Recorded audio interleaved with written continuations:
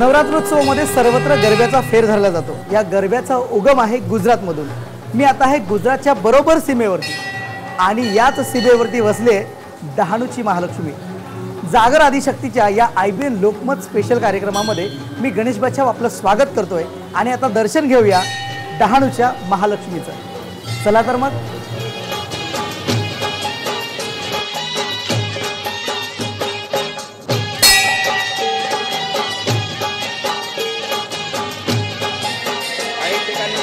गुजरात महाराष्ट्राच्या बॉर्डरवरती सीमेवरती हे महालक्ष्मी मंदिर वसलेलं आहे। डहाणूची महालक्ष्मी म्हणून प्रसिद्ध असलेल्या या मंदिरात भाविक येत आहेत, ते गुजराती आहेत, काही मराठी आहेत आणि सगळेजण येऊन इथे असा घेर धरतात। आपण पाहतोय की चांगल्या पद्धतीनं इथे गरबा रंगलेला आहे। या गरब्यामध्ये सगळेजण सामील झालेले आहेत। प्रत्येक पिढी इथे येते, त्या पिढीचा गरबा इथे रंगतो।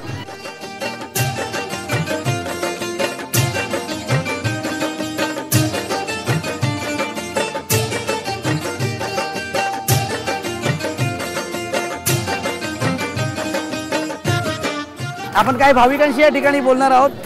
गरबा खेळताय, किती मजा येते? खूप मजा येते गरबा खेळताना आम्हाला। आम्ही दरवर्षी खेळतो, खूप उत्साहाने आनंदाने खेळतो। कितवा वर्ष आहे तुमचं? हे आमचं 4थं वर्ष इथे। 4थं वर्ष आहे। अच्छा, काय देवीकडे मागणं केलंय?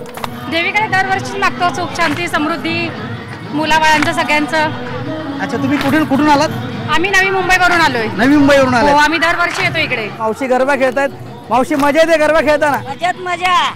किती वर्षापासून येत आहे?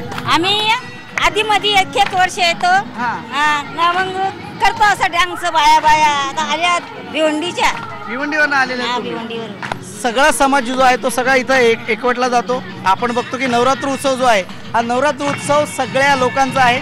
इथे जातीपंथाच्या कुठल्याही भिंती नाही आहेत। आपण पाहतोय आदिवासींची ही आई आहे महालक्ष्मी, कुलस्वामिनी आहे। पूजेचा मान सुद्धा आदिवासींना इथे आदिवासी बांधवांना मिळालेला आहे। पाहतोय की कशा पद्धतीने हा रंग इथे गरब्याचा रचलेला आहे आणि सगळे आनंदात होऊन हा गरबा इथे नसतात। त्या गरब्याचा आनंद तुम्ही घ्या आणि माझ्या बरोबर राहा।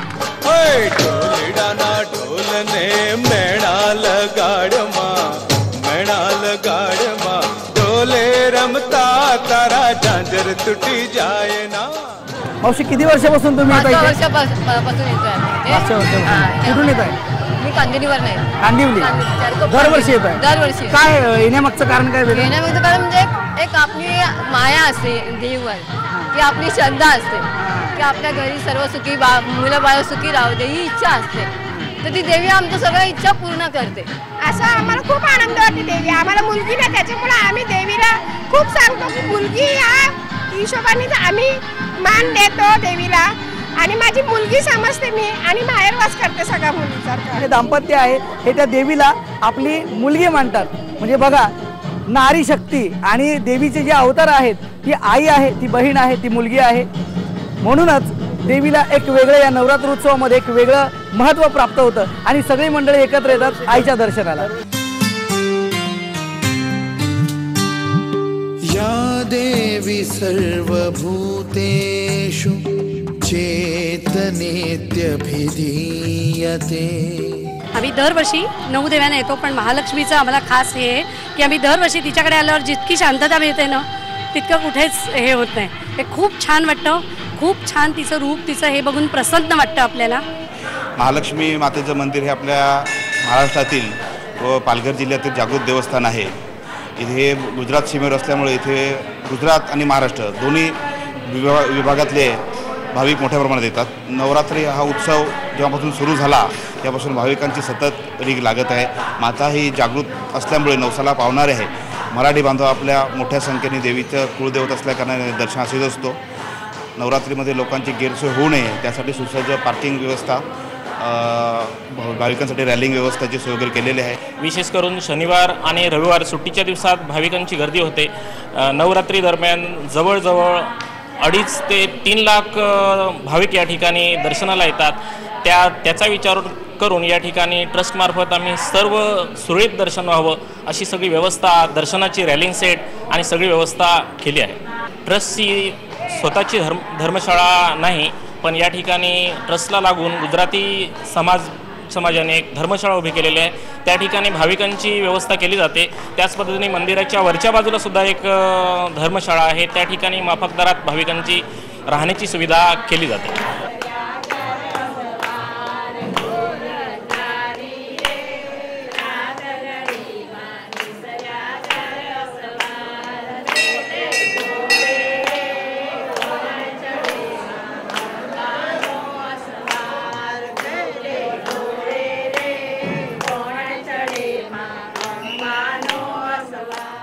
आदिवासी समाजाबरोबरच गुजराती समाजाची ही कुलस्वामिनी गुजरातच्या विविध भागातून या ठिकाणी भाविक येतात महालक्ष्मीचं दर्शन घेण्यासाठी आणि त्या महालक्ष्मीला विनवणी करतात, आम्हाला सुख दे. आपल्याबरोबर काही भाविक आहेत, आपण त्यांच्याशी बोलणार आहोत. काय मागितलं तुम्ही देवीकडे? बोलो अम्बे माता की जय. सर हमें 25-30 साल से यहाँ पर आते हैं. माँ की कृपा से हमारी सब मनोकामना पूरी होती है. हमारे बच्चे भी पढ़ लिख कर खूब आगे आए हैं. हमारा पूरा परिवार यहाँ पर आता है, दर्शन करता है. माँ की आशीर्वाद हमेशा हमारा पर रहती है. मेरी कामना पूरी होती है. माँ को एक विनंती है, मेरे जो मन में आया है वो कामना पूरी मेरी कर दे. आप क्या बताओगे? हमको माता जी को बहुत अच्छा लगता है. दर मंदिर में हम दर बरस आते हैं. चैत्र महीने में भी आता है और अभी सासों महीना भी आता है. हम लोग को माँ का दर्शन करने को बहुत अच्छा लगता है. जय महालक्ष्मी माँ.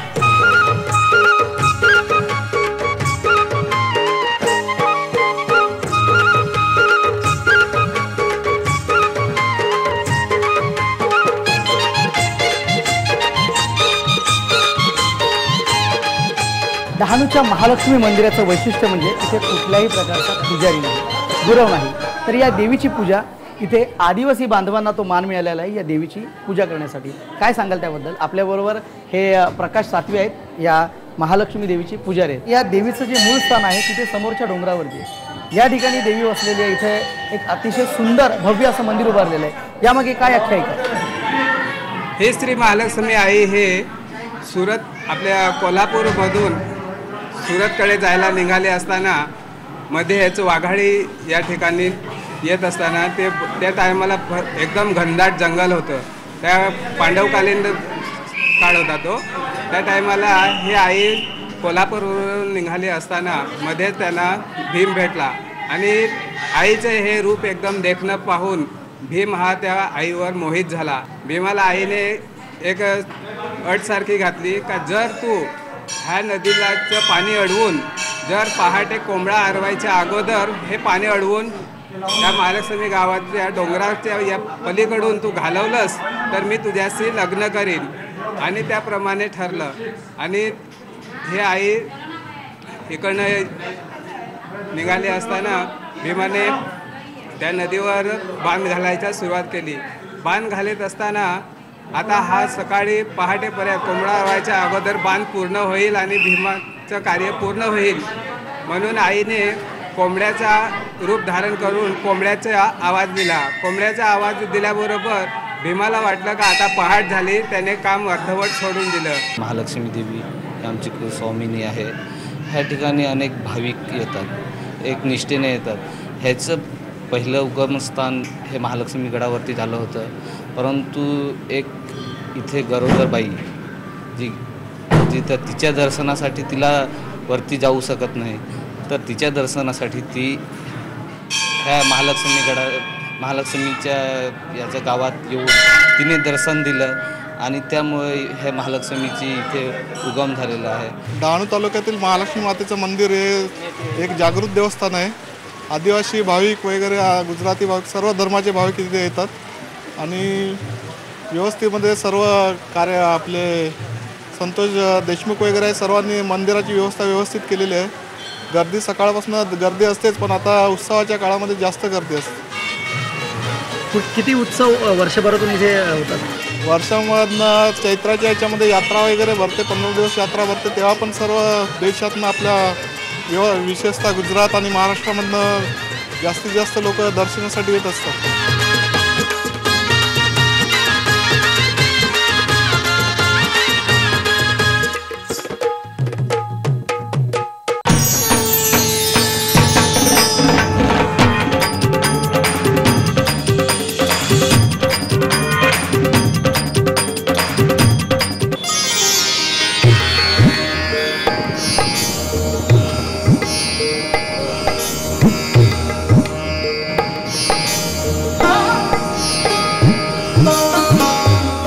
बहुतांश देवदेवतांचे मंदिरं किंवा देवस्थानं ही डोंगरावरती वसलेली असतात, टेकड्यांवरती. महालक्ष्मीगड जो आहे इथून मला 1.5 किलोमीटर चालत जायचं आहे आणि तिथून 999 पायऱ्या आहेत. चला माझ्याबरोबर त्या 999 पायऱ्या चढूया आणि तिथलं जाणून घेऊया की हे देवस्थान कशा प्रकारे येते. चला.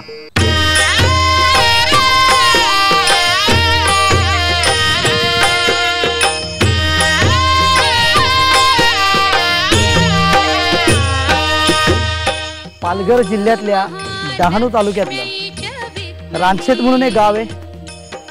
हे पायथ्याशी वसलेलं गाव आहे. याच गावामध्ये गावातून हा रस्ता जातोय वरती डोंगरावरती. रस्ता पक्का नाही आहे, अगदी जंगलातून निघणारी वाट आहे आणि या वाटेतून आपल्याला त्या ठिकाणी जायचं आहे महालक्ष्मी गडावरती. चला.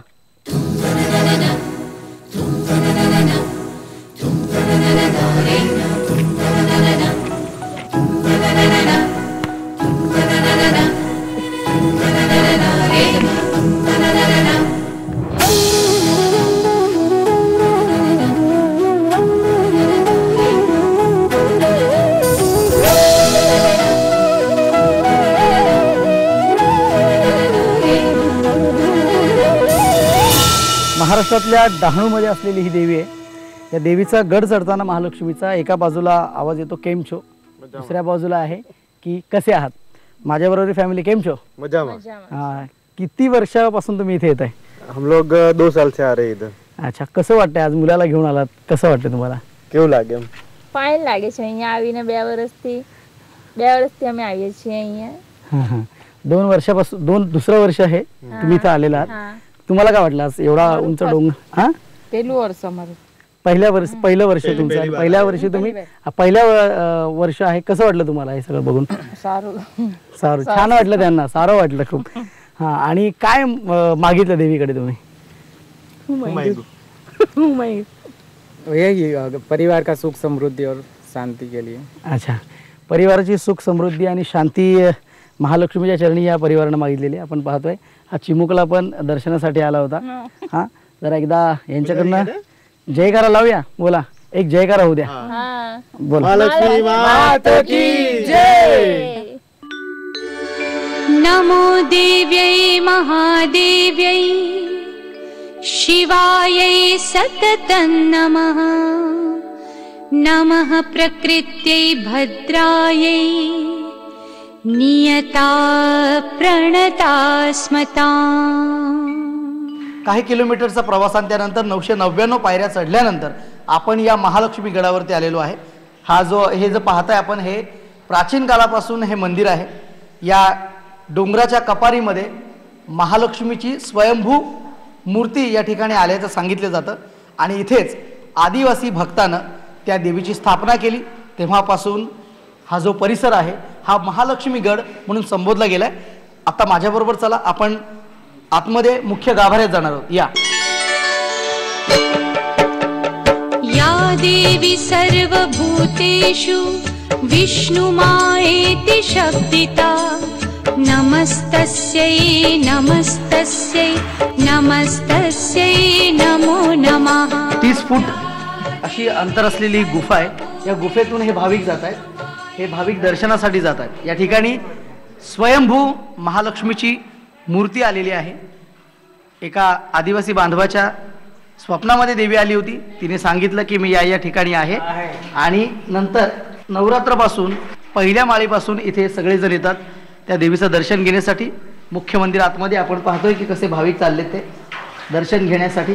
अतिशय अरुंद अशी ही गुफा आहे. डोंगराच्या कपारीत ही गुफा आहे.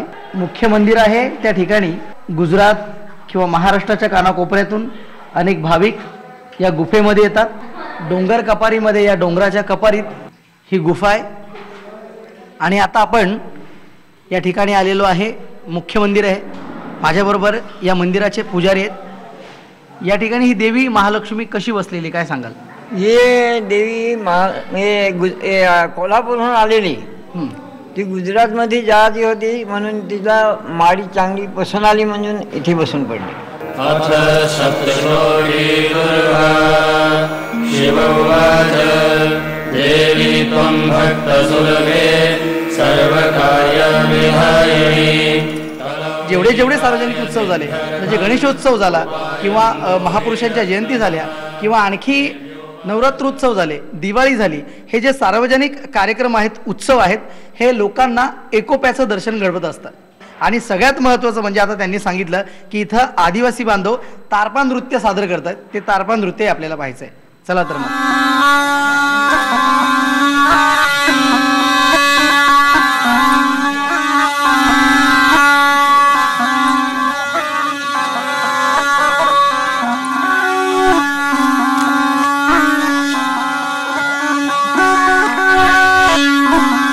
आता आपण आहोत महालक्ष्मी गडाच्या पायथ्याशी. काही अंतरावरती तारपा नृत्याचा आवाज येतोय, तारपा वाजवला जातोय, त्याच्यावरती या सगळ्या मंडळींनी फेर धरलेला आहे. कालांतराने वेशभूषा जरी त्यांची बदललेली असली तरी त्यांनी तोच ठिका धरलेला आहे तारपाचा. आपण बघत असतो की तारपा नृत्य म्हटल्यावरती त्यांची पारंपरिक वेशभूषा असते, मात्र ही थोडंसं प्रगती झालेली आहे त्या लोकांमध्ये आणि आज त्यांनी तो फेर धरलेला आहे.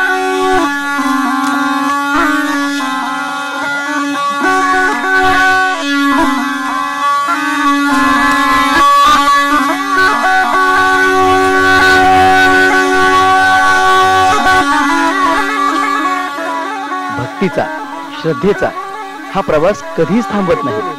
तो अखंड निरंतर सुरू राहतो. अगदी कोणत्याही मार्गानं असा हा आदिशक्तीचा जागर सुरूच असतो.